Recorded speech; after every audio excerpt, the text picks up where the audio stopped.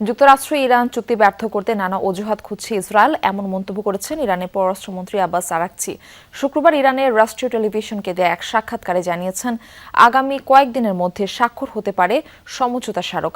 চুক্তির বিষয়বস্তু নিয়েও খোলাসা করেছেন তিনি। আবারও জানিয়েছেন, লেবাননকে একা ফেলে কোনো চুক্তি করবে না ইরান। সিলন টি রপ্তানিতে শীর্ষে।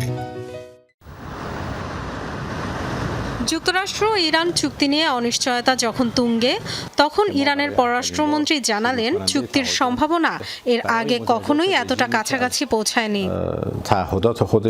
ইসলামাবাদ মেমোরেন্ডাম নামে প্রস্তাবিত সমঝোতা স্মারক নিয়ে অনেক কিছুই খোলাসা করেছেন রাষ্ট্রীয় টেলিভিশনে দেয়া সাক্ষাৎকারে।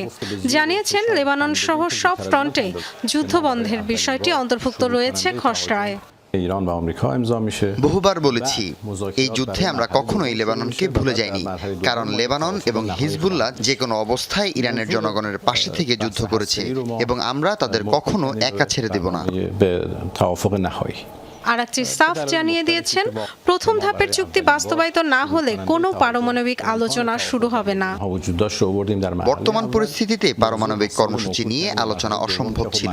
তারা যে দাবিগুলো করেছিল তা কোনোভাবেই গ্রহণযোগ্য ছিল না। তাই আমরা এমন কিছু বিষয় তুলে ধরেছি যেগুলো প্রথম ধাপে উভয় পক্ষের মধ্যে সমঝোতার ভিত্তি হতে পারে।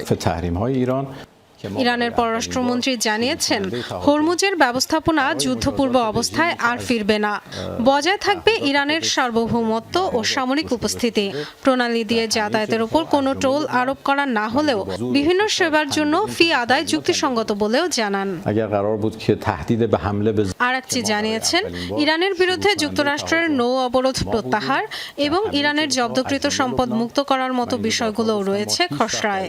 তবে মধ্যপ্রাচ্যের শান্তি প্রক্রিয়া নষ্ট করতে চায় ইসরায়েল, এমন অভিযোগ তার। আমাকে স্পষ্টভাবে বলতে হবে যে এই চুক্তির শত্রু রয়েছে এবং তাদের মধ্যে প্রধান হলো ইসরায়েল। তারা এই চুক্তিকে ব্যর্থ করার জন্য নানা অজুহাত খুঁজছে।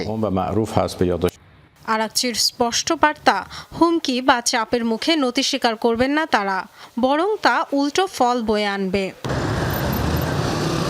Dorothy Tasrin, Jamuna news.